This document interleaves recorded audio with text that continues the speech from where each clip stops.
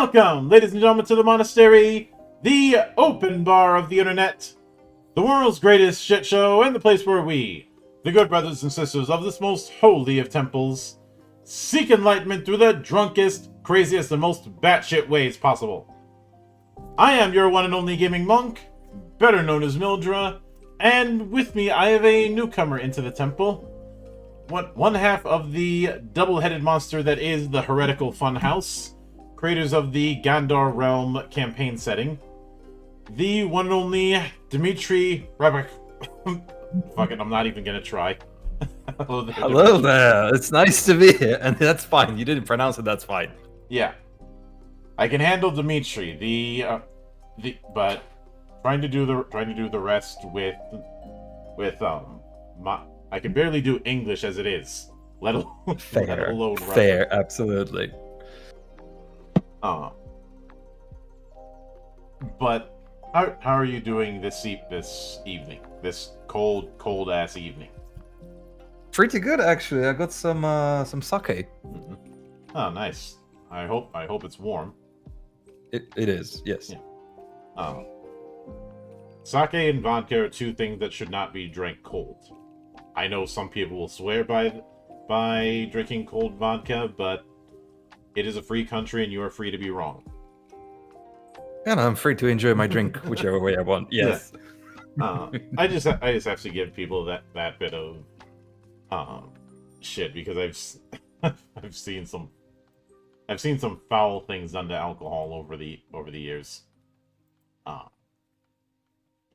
Especially some of the concoctions that Doka Ryan puts up, where he'll take random food or snack and mix it with certain alcohols, put it in a mason jar, and leave it in a fridge for a week, just to see what happens. Oof. Some combinations work out better, like leaving a bunch of peaches in rum for a week. Interesting. Some a little bit less so.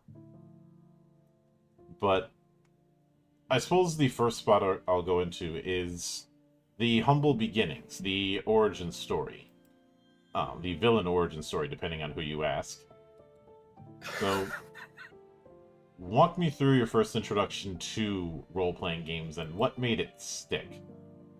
Ooh, that was back in uni, back in Russia, because I'm originally from Russia. And it was the infamous 4th edition D&D. Oh yeah, the edition I'm supposed to hate, but I don't because the checks bounced. Yeah, well, there's a lot of hate to it, but when I was learning D&D and I was playing the games with my friends and starting to figure out what is D&D through the 4th ed, didn't seem horrible, and I still don't really get the majority of hate. It's like, yeah, maybe 5e feels better, but 4e was okay. But yeah, no, I got roped into, I think it was Mines of Phandelver or something along those lines, with a few unimates. Mm-hmm. And I decided to be edgy, like everybody who starts D&D for the very first time. Mm-hmm. I made a tiefling who was obsessed with dragons. And the thing that made it stick was the fact that everybody was actually accommodating. Everybody was sort of trying to be edgy as well, because we were all a bunch of newbies. And the DM was a 30-year-old dude who had some experience, and he was very accommodating. Yeah.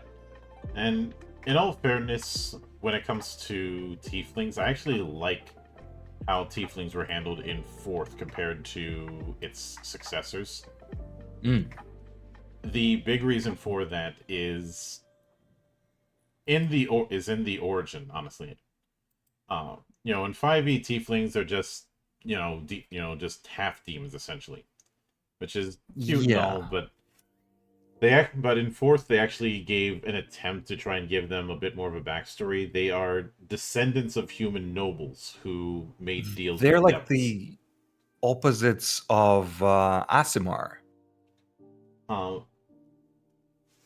Like if a human intermingled with a demonic entity, then their child would be a tiefling. Mm-hmm. But if a human intermingled with a heavenly entity, their child would be an Asimar. Yeah. Unless I'm misremembering stuff. That's how it's been in a lot of cases. The tieflings in fourth, it was less of that and more of a generational curse that they inherited. That's the reason for their appearance, because generations ago their ancestors were nobles who were messing around with stuff they shouldn't. Which is why Tiefling Warlock became kind of a staple. If there was any opposite that it seemed to have around that time, it was actually Dragonborn. Oh, I don't remember the Dragonborns in 4E. Because despite all the games I played, I never played as a Dragonborn. Yeah. It and I don't mean that in a literal opposites, but more in a theming one, since 4E was trying to do this thing of almost a post-apocalypse with people standing on the ashes of two ruined ancient empires. One, Baal Tarath, which was very much tied with the Tieflings, and the other one was Arcosia, which was tied with the Dragonborn. I'm vastly simplifying, of course, but that was the gist. But with that in mind, when it came to doing Gandar Realm, was this a case of this was a setting that you were doing in your own games that just escalated from there, or was there a different path? It was born out of a bit of an angry desire for an alternative to Witcher. I really enjoy Witcher, and I've played a bunch of sessions using the Witcher book, and it just became like, oh, every single time we play, it's like Polish myths, even though I am familiar with other myths because I grew up in a different part of the Slavic culture sphere, so to say, and I just wanted more. And at the time, I think the first time this idea popped in my head was 2018. I didn't really see that many other alternative and really big Slavic themed settings. So I sort of started thinking, okay, how could I potentially start building my own, and also making sure it doesn't look similar to Witcher. And I think it took me like 6 years to like finally decide to go public with it, which is what I did thanks to Lucas. Yeah, I can get that. Now, I mentioned this before it went live, but the only other major one I can think of was Navenia, and I know I mispronounced that again, but I remember I remember getting on the designer of that about the lack of a pronunciation guide within the book, or at least within the sample material that I had at the time, because that is something that is going to be incredibly important when you're not just because of the fact that you're dealing with a language and culture that a lot of people aren't going to be familiar with, but even if this was even if you were dealing with like in-universe slang in a fantasy setting, it'd still be something you'd have to contend with. We had this discussion. Basically, the first thing that Lucas told me when I pitched the project to him, when I showed him all the stuff that I've written and some of the illustrations, he noticed that, oh, you wrote them basically Russian words but with English letters. We would need something for people to know how to properly pronounce, because like I'm looking at the class name, I don't know how to say it. I might say it correctly or I might totally butcher it. So we need to do something, which is why the first page, basically right after all the credits and everything that we're going to include, is the pronunciation guide for every single class, place, person's job, position, title, everything that you find in the book is going to be properly shown how to pronounce. Hmm. Which is definitely going to be good for this sort of thing. Now with that in mind, I know you mentioned Witcher as one of the big influences, but aside from just local lore, what would you say are some of the other influences? Whether it be other RPGs, whether it be video games, whether it be film, whether it be book, what would be some of the Appendix N entries? So there would be also actual Slavic myths. For example, one of the things that I wanted to implement is myths from Ural, which is like the south mountainous region to the south of Russia. Mm-hmm. And there's a lot of, during the old like Russian imperial times, there were myths and tales about Lady of the Copper Mountain, which is sort of the queen of the dwarves that would steal young promising craftsmen to work for her. And like she would bless the metals and minerals that people worked with in general. So sort of that. And there was also at one point another person in Russia was trying to do something similar, but I've never seen him produce anything more than a couple stories. And in those stories, he took a more steampunk approach to some of the basically the tech within Slavic fantasy, which I sort of took, but I focused on the Baba Yaga, and instead of just having it as a single entity, it is now an entire race of sort of these techno-magical refugees, because they live in these houses on chicken legs, but they are chicken legs in the sense that the natives of Gandar explain them visually as chicken legs. They're mechanical legs, so houses on mechanical legs, and these beings are not native to the world. They were brought over by a very jealous god who wanted his own being, so he just stole beings from another plane of existence. So it's sort of kind of that influence turned into a whole magic-y, steampunky race that kind of hides within, on the fringes of the realm. Yeah, I can certainly get that. I will admit I've made a few jokes when it comes to the Baba Yaga, to the point where I misspoke at one point, and thus the Baba Yaga was born at my table, and then somebody made that worse. No, that's fine.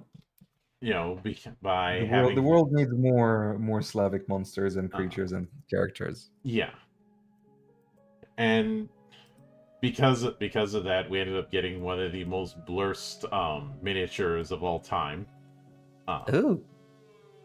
Which I'm going to post in the Discord for you. I absolutely love this. I love and hate this it. Is called the Streamliner? No, this is the Baba Yaga. No, but the top part is that's an American RV type of thing. Yeah. Yes, I absolutely love this, and whoever's done the weathering job, painting job, props to them. Absolutely perfect. Yes. But now one of the things that I did notice when it came to the theming is there being two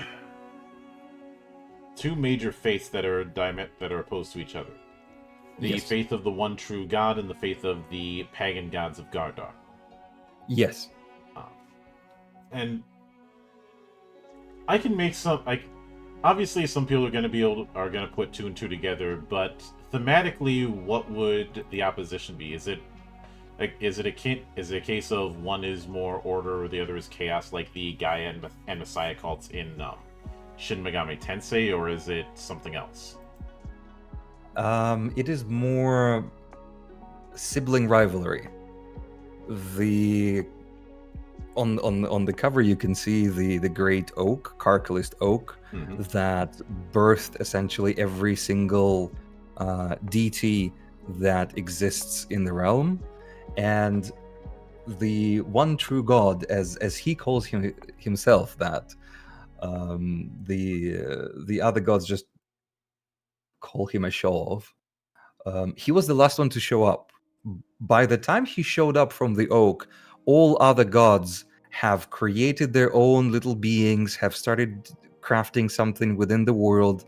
It was their playground. They did whatever they wanted, and he couldn't come up with something that he wanted to create because he already saw so many things. It's like the choice paralysis you have when you open your Steam library, for example, after buying too many games.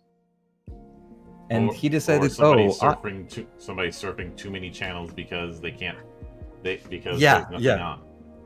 Yes, exactly. So he didn't really know, like, what would I create? Like, he created this, she created that. He molded these mountains and these forests. I feel like they've taken everything that I could make. So I'm gonna take something for myself, he thought. And he decided to take the very first thing that was created, the humans, and he instead tried to manipulate them, told them that he is the one true god, that he created everything, and that the other gods are just claiming his credit for themselves. And some of the people did believe him, and he managed to brainwash some of them and sort of brought them to a different part of the continent on which they exist. The other gods really quickly noticed that, and it's sort of the beginning of the rivalry. Like, why are you doing this? Why can't you just be normal like everybody else? I can definitely see that, and I'd be remiss if I didn't invoke the "why can't you just be normal" meme. But given yes, but given that particular sibling rivalry, couching it in that I'm guessing allows for a follower of either to be lawful or chaotic as the situation requires. Yes. It is an interesting way to put sort of Christian imagery to a degree onto a chaotic lawful person or an evil lawful person. Although technically they think that they are lawful good. Yeah, and it's important to remind folk that lawful good does not always mean lawful nice. Yes.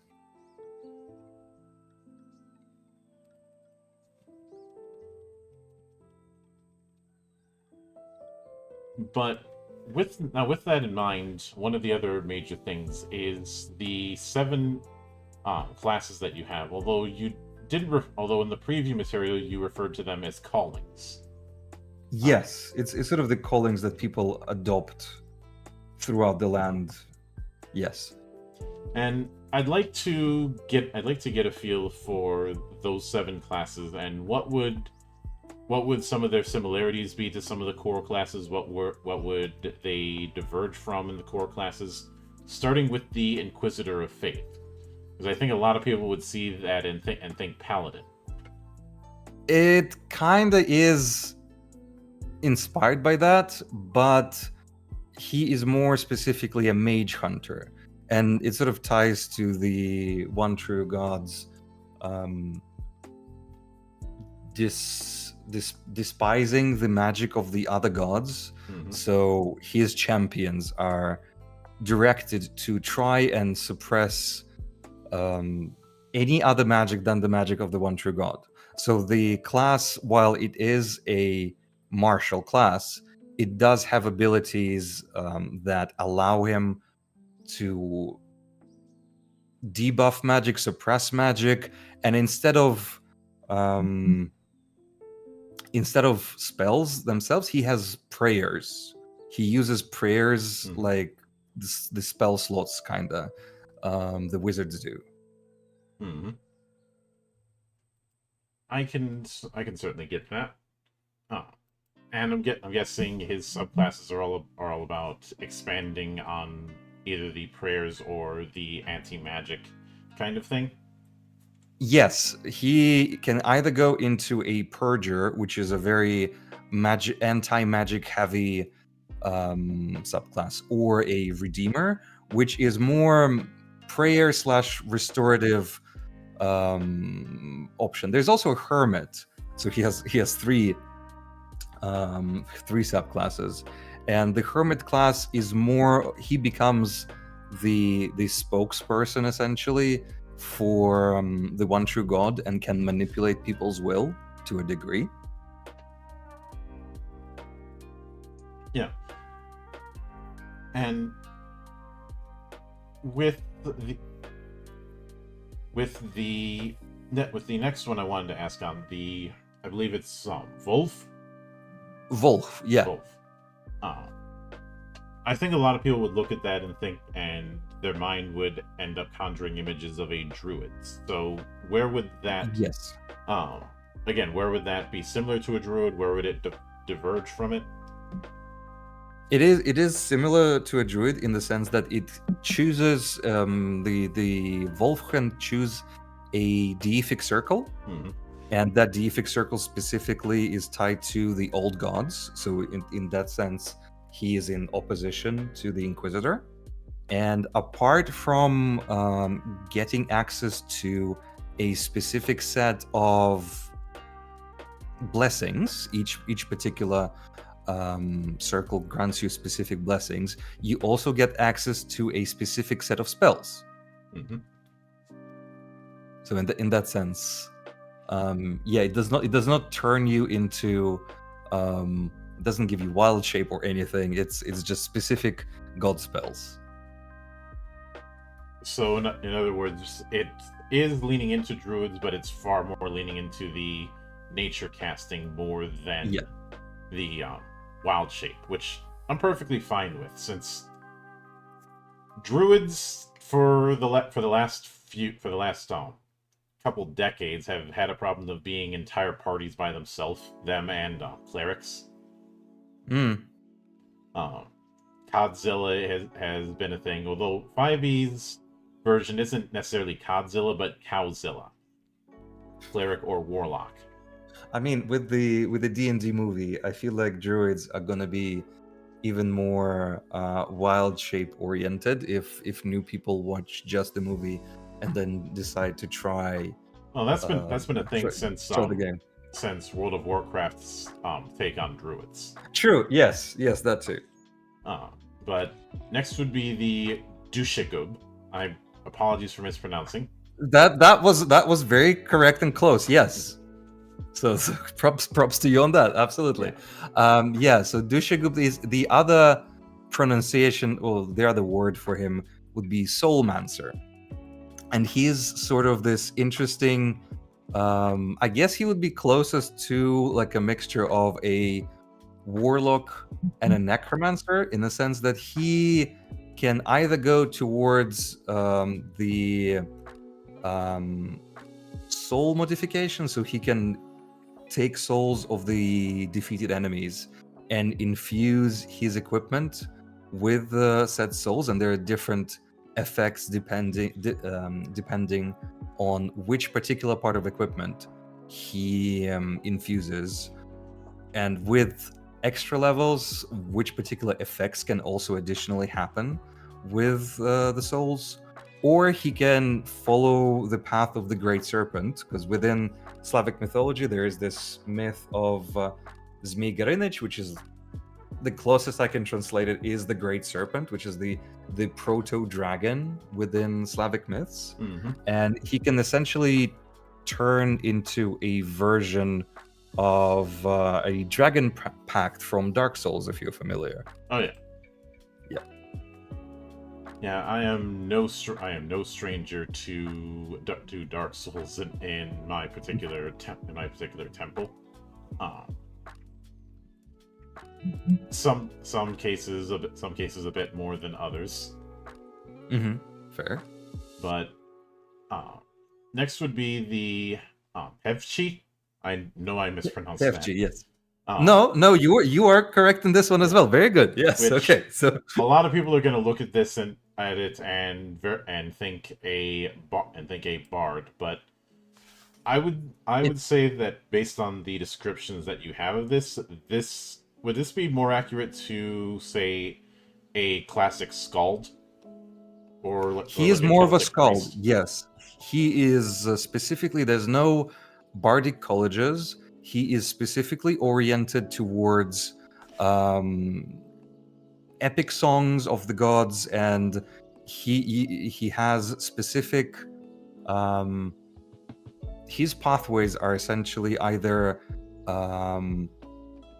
epic songs, Mhm. epic skald ballads, or sort of human mind manipulation through jolly tales and banter. Mhm. Which definitely makes sense. Mm. And given that,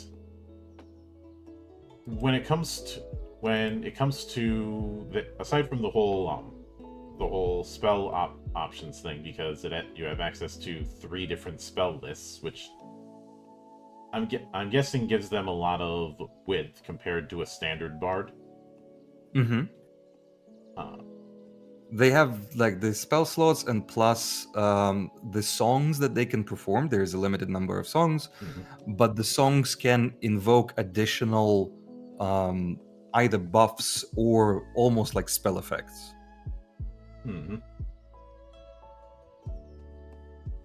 Yeah, I could certainly see it, and it definitely fits that role. Since, in my opinion, if it weren't for the whole Diplomancer thing, the Bard would have been another whipping boy of a misunderstood archetype.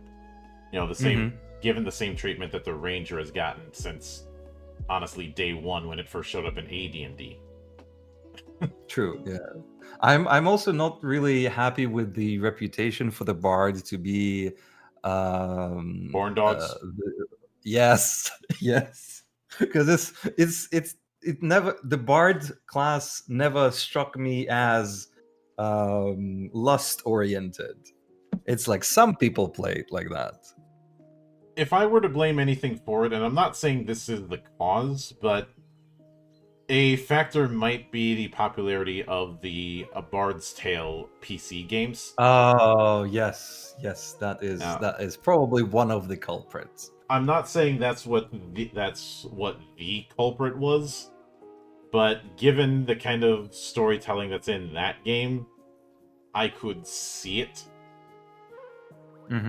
And that's not to say people who play the Horny Bard now are doing so because they like A Bard's Tale or something like that. It's been ingrained into the zeitgeist over decades. But the Bard ended up kind of becoming the go-to Diplomancer, which certainly helped saving it, because much like a lot of archetypes that were dipping into one or two directions, it didn't have its own niche to carve out. This is the problem with a lot of Gish-like characters, where they're the lesser of two dedicated classes, or they're completely busted. Looking at you, early versions of the elf. I mean, yeah. But then we have the Eldritch Simpleton.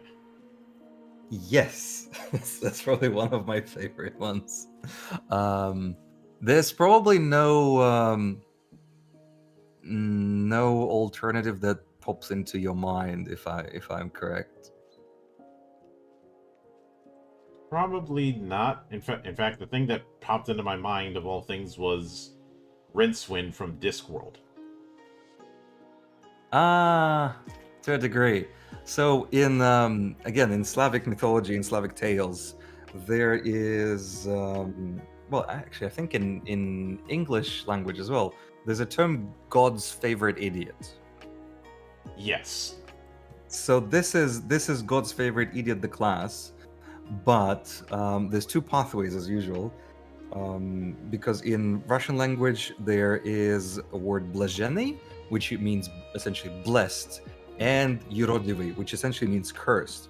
So with the blazheny pathway, you essentially are Mr. Favored by the gods and very lucky, and you may occasionally perform random spells that you didn't even know you could do. Things just sort of happen. Hmm. Some divine intervention just happens to happen. Or things, if you go with Eurodivy with the cursed class, things also happen, but they seem to happen almost like some sort of insanity is following you and causing weird things all around you, which probably could be played in to your own advantage because you know that you're cursed. Hmm. And I suppose I'd liken it to those people we all know who tech just seems to fail around them, and no one knows Yes, why. that's true. Yes. Or, in particular, that one person we all know who's just cursed when it comes to their dice rolls. To the Yeah, point so that, that person who tries to cook and then explodes something, even yeah, though they were just boiling rice. yeah. Uh, these I've seen, I've seen, I've had to go straight to one of my friends' faces once and go, seriously, how the fuck do you screw up instant ramen? Oh my god, yes. They were like, I tried to make ramen today, but it was too crunchy. I'm like, what? Like, yeah, it was too crunchy.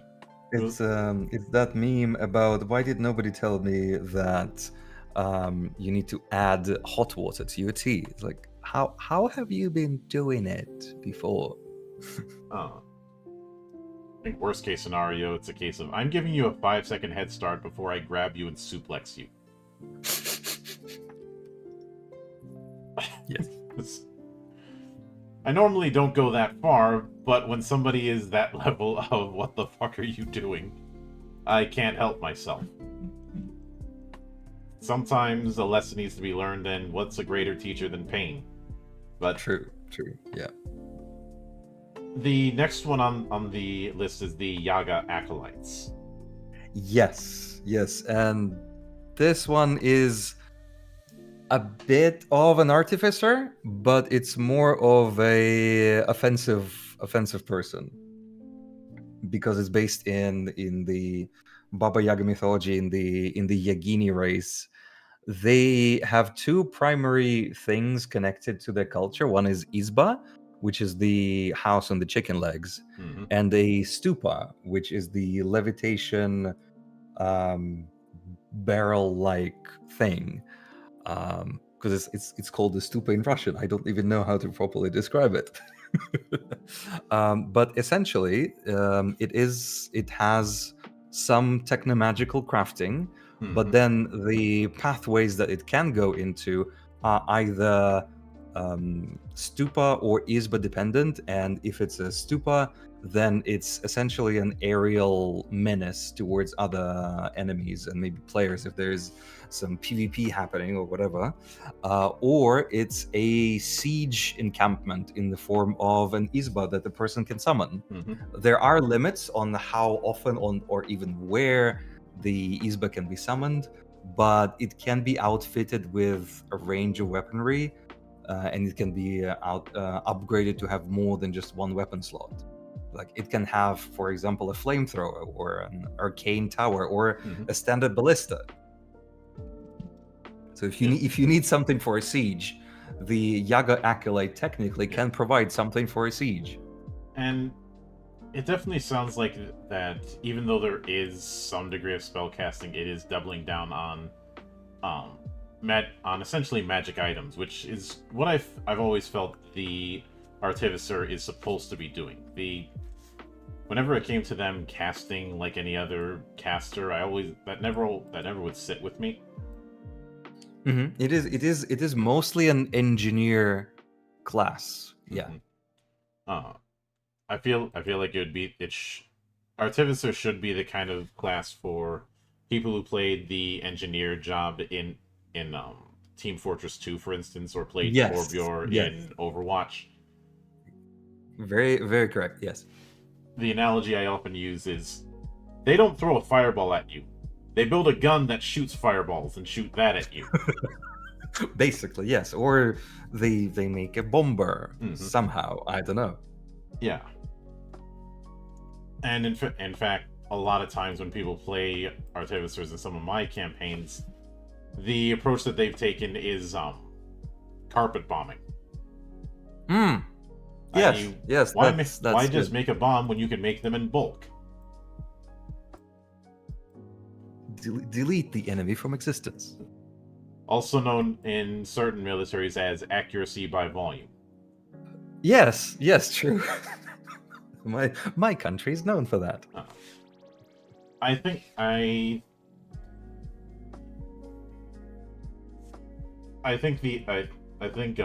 one of the biggest case in points was somebody saying, okay, I want to modify a fireball, but instead of being a fireball, I want it to be this kind of setup. And I look at this and go, this is just a rocket launcher. This is just a fucking bazooka. He's like, yes, a bazooka with armor piercing. Okay. Lovely, absolutely. And that is why you have to be very careful when letting engineers play TTRPGs. They will create beautiful and horrible things. Absolutely, I agree. Yes.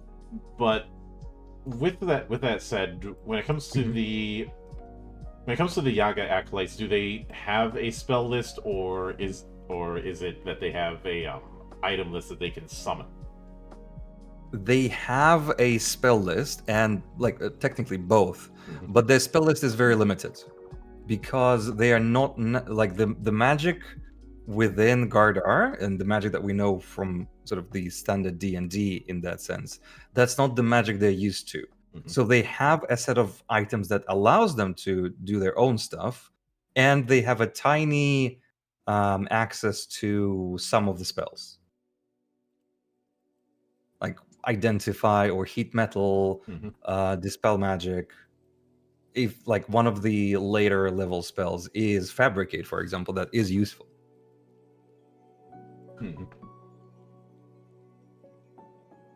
Yeah, I can certainly get that. And the last one, the Bogatir.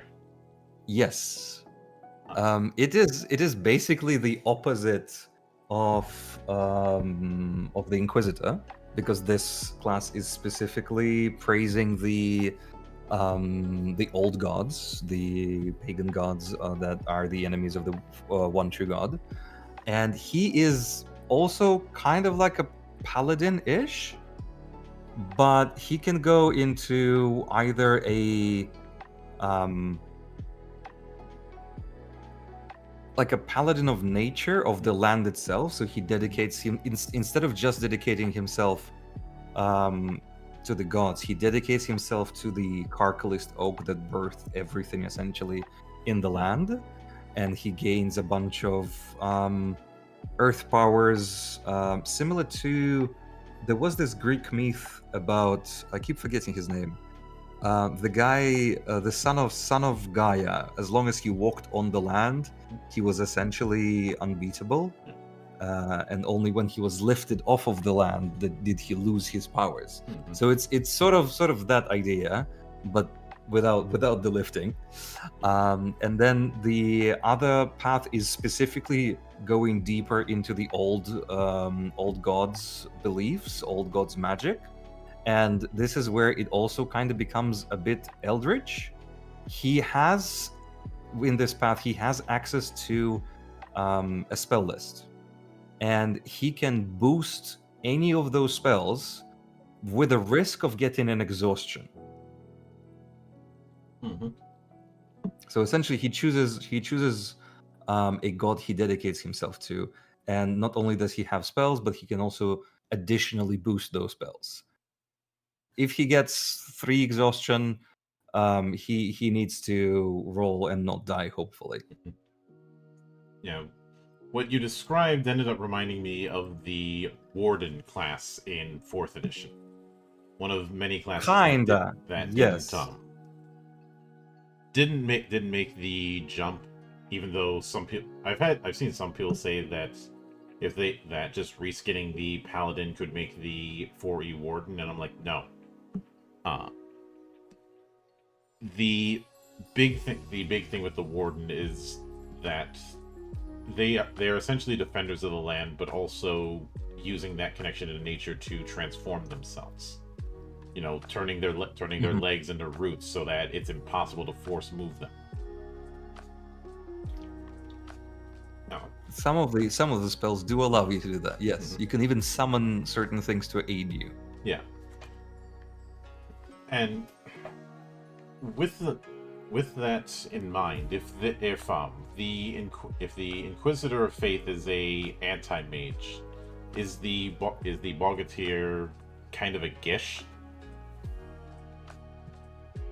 Kinda. I mean, the Inquisitor would probably have a advantage in terms of suppressing magic, but then they would be both left with just their martial prowess, and then it's just a question of who is a better fighter. Mm-hmm. Yeah, I can get that. Now, I'm guessing because of the fact that this is still going to be 5e compatible. Do you have a section put aside for how one might integrate the core classes within the setting? There is something we wrote up, and essentially all the classes can be integrated. Mm-hmm. And there is even a logic like, what? Okay, so apart from the standard classes, why are there potentially other beings? Because the god that did bring the Yagas initially from a different plane, he does occasionally, even though the other gods tell him not to do that, he sneakily opens portals to other planes, and occasionally adventurers show up. And obviously they might be proper artificers, they might be proper warlocks that believe in the great one, like the Cthulhu style, whatever. So there is a page that explains that, but it's sort of like there's fewer of them, but they exist. Because we don't want to tell people, oh no, you can't play them. No, that doesn't make sense. Yeah, I can understand that. With that in mind, there are some core classes that I'm curious how one might integrate them in particular.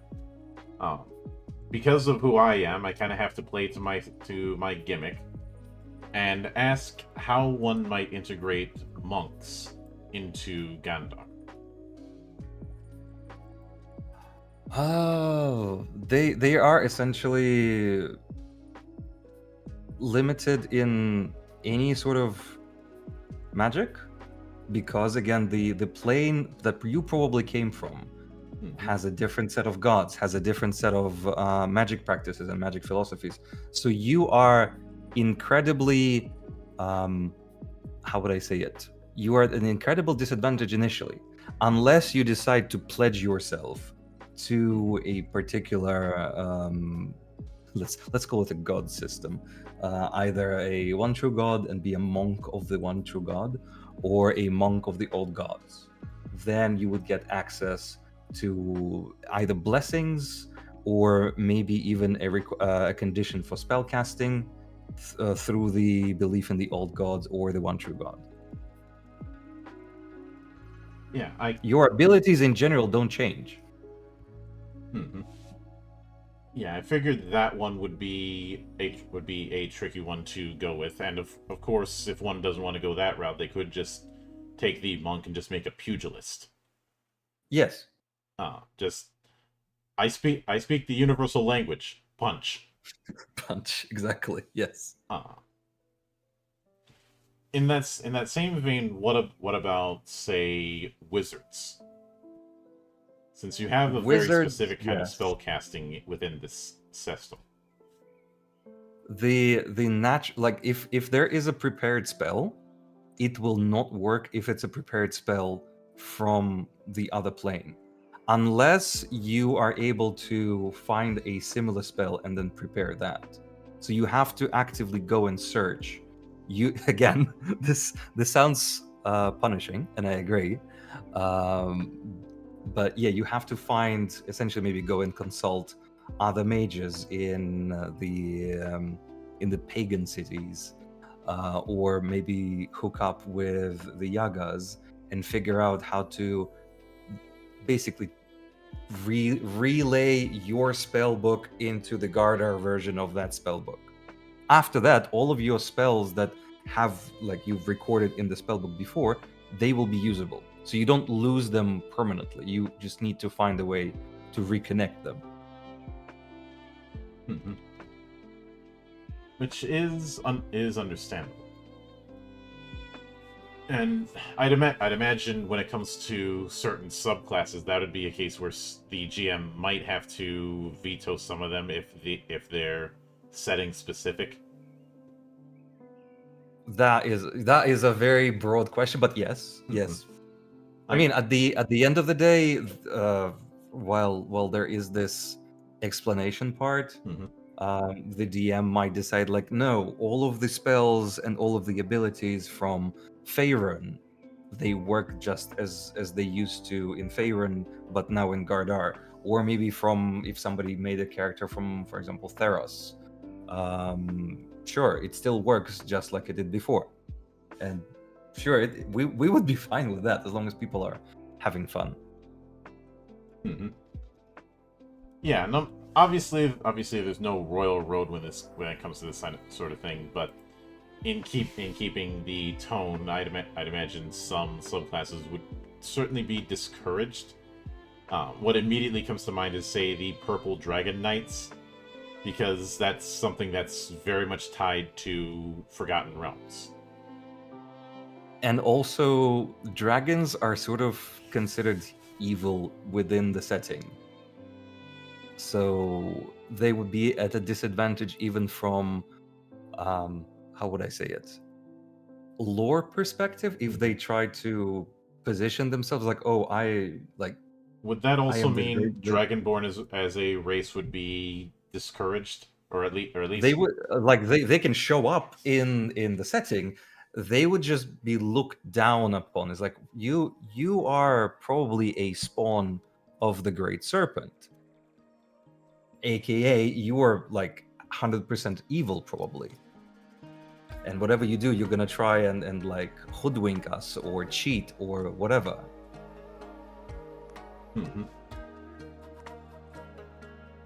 That is certainly understandable. And with that in mind, when it comes to, obviously you are gonna have new monsters, new magic items, all that kind of stuff. But whenever it comes to introducing a full-on setting, one of the big things that I always focus on is how to introduce a table to it. You know, you can have a bunch of details, but how does one integrate the table in a way that isn't just you all meet at a tavern? And we have an adventure that sort of introduces people to the world, and it's not so much. I will spoil a bit because maybe it'll be interesting for people to know. It's not so much a tavern. There is a breakout of a prison, and the local, shall we call him governor? That sounds weird coming from my mouth, but okay. A local governor is rallying anybody who knows how to fight to try and track down this particular evil magician, or specifically a version of Dushagup class, who is a follower of the Great Serpent. And through that, there is some detective work that's happening. There is some chatting with the locals. You get to know, like, oh, like this particular town is devoted to the old gods. Like, there's the temple of this person, and this monk was hiding as a monk of this particular temple. So maybe we should ask about all, like, what are the rites like? What did he partake in some of the rites? what was he talking about? And through that, and through all the exploration, within the first part of the adventure, they really quickly get to know, oh, this is what the world is like. Okay, interesting. Mm-hmm. Which is certainly fitting. And in addition to a adventure, do you also plan on putting in like story seeds throughout some of the text of, okay, here's some potential story angles that can be explored? Yes, so it's actually very similar to what D&D books do, even the official ones and all the additional ones. Every chapter, whether it's maybe an introduction to the races or introduction to the classes or even the factions, there will be small blurbs of lore specific information to that particular section, to that particular race or faction or class. So like, oh, this could be used as maybe a little hook for somebody to add to the adventure, or maybe base the whole adventure starting from that and combine with other little blurbs that we've left within the setting book. Mm-hmm. Yeah, I can certainly see that. Now, what are you shooting for as far as a page count for the book? Oh, page count, roughly maybe 270 to 90 pages. It'll be a thick book. Mm-hmm. I think it's gonna be similar to the standard D&D books, actually. Well, maybe slightly thicker. I have to be honest, maybe slightly thicker than standard D&D books. Because we're also going to include all the